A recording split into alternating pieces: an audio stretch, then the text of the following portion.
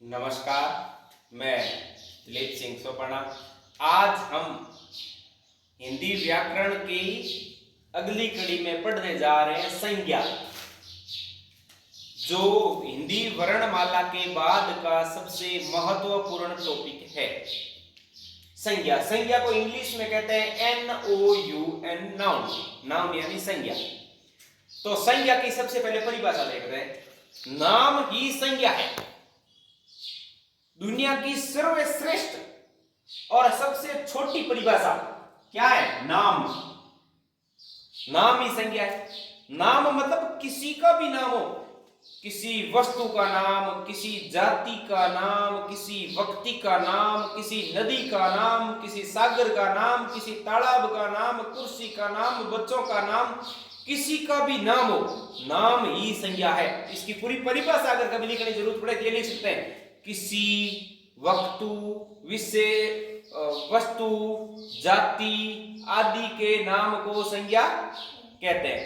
व्यक्ति, वस्तु, जाति जो भी धरती पे उपस्थित है, धरती खुद ही क्यों ना हो, ये सब नाम ही है और नाम को ही संज्ञा कहते हैं। तो सबसे छोटी परिभाषा है नाम ही संज्ञा है। अब बात आती है संज्ञा के कितने भाग है, ये हम भूल जाएंगे थोड़े दिनों बाद में, तो याद रखने का तरीका बताता हूं। संज्ञा में जितने अक्षर है उतने ही प्रकार है। संज्ञा में कितने अक्षर है? एक से, एक ज्ञ और एक आ की मात्रा। कितने हुए? 3। तो 3 ही प्रकार है संज्ञा के। 3 कौन कौन से? व्यक्तिवाचक संज्ञा, जातिवाचक संज्ञा, भाववाचक संज्ञा। ये दोनों आपस में एक जैसे हैं, व्यक्तिवाचक और जातिवाचक। भाववाचक अलग है। अब देखते हैं व्यक्तिवाचक किसे कहते हैं। व्यक्तिवाचक की परिभाषा देखो।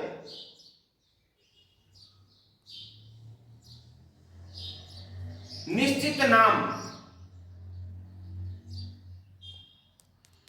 निश्चित नाम का मतलब है जो एक नाम फिक्स है और उसमें देखो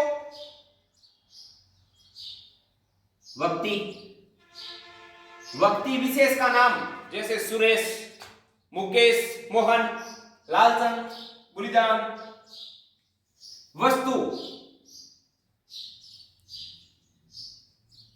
वस्तु का नाम जिसका एक ही है। स्थान, जैसे सोबाना। ठीक है। इसकी पहचान कंपटीशन में कैसे करनी है मैं सबसे पहले वो बताता हूं। ये सदैव एक वचन रहती है, सदैव एक वचन रहती है, बस और कुछ भी नहीं करना, पूरा हो गया मामला। एक वचन में कौन कौन सी आती है मैं बता सकता हूं आपको। एक वचन में आया सबसे पहले जैसे लालचंद। लालचंद को आप बहुवचन बना के बताओ। तो लालचंद एक वचन है। उसके बाद आया सुरेश, सदैव एक वचन है। वो सब जो हमेशा के लिए एक वचन ही रहते हैं, बहुवचन नहीं बनते हैं, वही होता है व्यक्तिवाचक संज्ञा। अब आई जातिवाचक संज्ञा। जातिवाचक संज्ञा क्या है? देखो, ये जो व्यक्ति, वस्तु, स्थान है, इनका समूह। व्यक्ति, वस्तु, स्थान, इनके समूह को क्या कहते हैं? जातिवाचक संज्ञा। ये सदैव ही बहुवचन रहते हैं।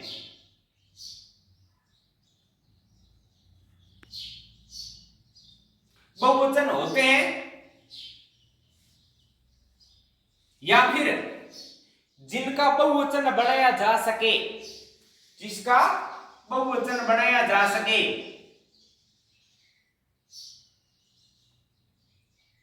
जिसका बहुवचन बनाया जा सके।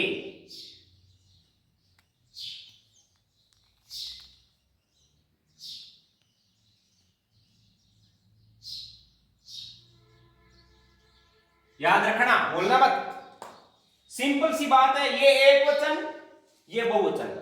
अब बहुवचन किसका बनाया जा सकता है? जैसे पुस्तक। पुस्तक का बहुवचन क्या होता है? पुस्तकें, लड़का, लड़के, घर, घरों में। तो ये सब क्या है? जातिवाचक है। इतना ही याद रखना है। जब भी कोई आपके सामने नाम आ जाए तो ये ध्यान कर लो, इसका बहुवचन बढ़ सकता है क्या? हाँ, तो इसमें डाल दो नदी, नदियां, इसका बहुवचन बढ़ता है। अब ये ऐसे नाम बताएगा, नदियों का एक समूह होता है, नदी समूह विशेष का नाम है। नदी के अंदर अलग है, जैसे गग्गर नदी अलग, लूणी अलग, माही अलग, वो नामकरण अलग हो गया। सीधा आपको क्या ध्यान रखना है? जिसका बहुवचन बढ़ाया जा सके, और नदी का बहुवचन बढ़ता है। ग्रह, जैसे पृथ्वी, पृथ्वी जातिवाचक में आएगी। क्यों? क्योंकि पृथ्वी क्या है? पृथ्वी विशेष एक नाम है, लेकिन ग्रह क्या है?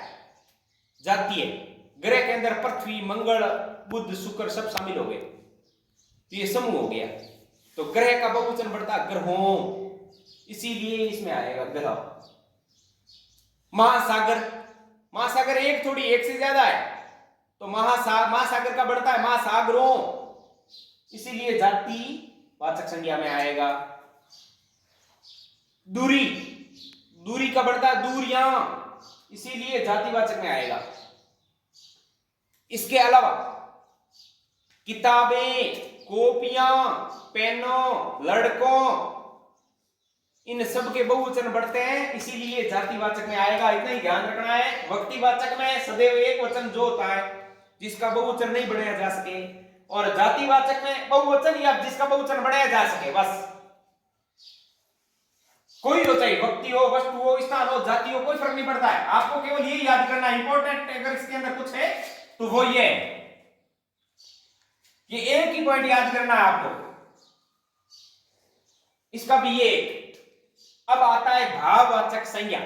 भाववाचक संज्ञा क्या होता है वो देखते हैं। सबसे पहले भाववाचक में होता है जिसको सिर्फ महसूस कर सकते हैं, जिन्हें महसूस किया जा सके।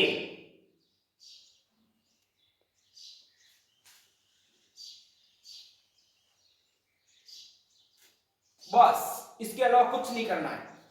हो गई, तीनों संज्ञाएं हो गई। सदैव एक वचन, सदैव बहुवचन, और जिसको महसूस किया जा सके। महसूस किसको करना है? मतलब जिसको देखा नहीं जा सकता। इसका दूसरा नाम ये कभी दिखाई नहीं देता है, अदृश्य होता है, अदृश्य। इतना ही याद रखना है, ये अदृश्य होता है और ये दोनों दृश्य होते हैं। अगर बोले मुझे संधि के दो भाग करने हैं तो मैं दो भाग करूंगा, दृश्य और अदृश्य। अदृश्य में जिसको देखा नहीं जा सकता, किसको नहीं देखा जा सकता? दुख को। दुख को आप में से किसी ने देखा है? आपको कहीं दुख नहीं मिलेगा, सिर्फ महसूस कर सकते हो आप। हाँ, मैं दुखी हूं, मेरे मतलब दूर के रिश्तेदारों में उनकी मृत्यु हो गई, मैं दुखी हूं। तो आप अंदर से फील कर रहे हो, आपको कुछ ग्लानि फील हो रही कि उनकी मृत्यु क्यों हो गई। लेकिन अगर पड़ोस में आप चुपचाप बैठ जाओ और मैं कोई पड़ोसी आपको आकर देखे कि तुझे हुआ क्या है, में दुख, सुख, मैं सुखी हूं, किस बात से हूं, ये बाहर वाला नहीं देख सकता, मैं खुद फील कर सकता हूं। सिर्फ बाहर वालों को दिखा नहीं सकता मैं कितना सुखी हूं, कैसे सुखी हूं। प्यार, अपने माता पिताओं के अपने प्रति प्यार, अपना किसी के प्रति प्यार, ये आप सिर्फ महसूस कर सकते हो, दूसरे को दिखा नहीं सकते। ग्लानि, सौपन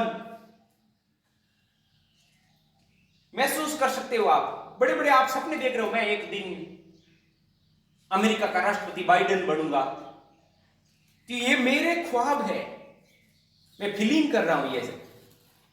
ये सब जिन्हें हम महसूस कर सकते हैं और देख नहीं सकते, वो सब आते हैं भाववाचक संज्ञा में। भाव का मतलब ही होता है महसूस करना। जाति का मतलब होता है बहुवचन, व्यक्ति का मतलब होता है एक वचन। व्यक्ति एक होती है, जाति बहु होती है। जाति का मतलब हो गया जैसे एक कोई जाति, राजपूत एक जाति है, राजपूत कहते ही पूरे राजपूत उसमें शामिल हो गए। और व्यक्ति, मैं केवल एक व्यक्ति का नाम ले लूं, राजपूत का, वह क्या हुआ? महाराणा प्रताप, तो वो एक व्यक्ति विशेष हो गया। ब्राह्मण एक जाति विशेष हो गया है।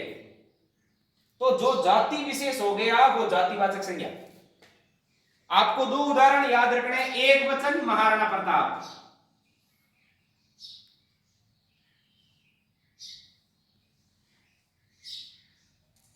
और एक जाति याद रखनी है, राजपूत। भाव याद रखने हैं आपको, दुख, सुख, प्रेम, प्यार वाला प्रेम। प्रेम किसी व्यक्ति का नाम नहीं है। यह है संज्ञा के भाग। सबसे छोटी संज्ञा है यह दुनिया की, इससे छोटा कोई हिस्सा नहीं है। अगला पार्ट कल पढ़ेंगे। जय हिंद, जय भारत।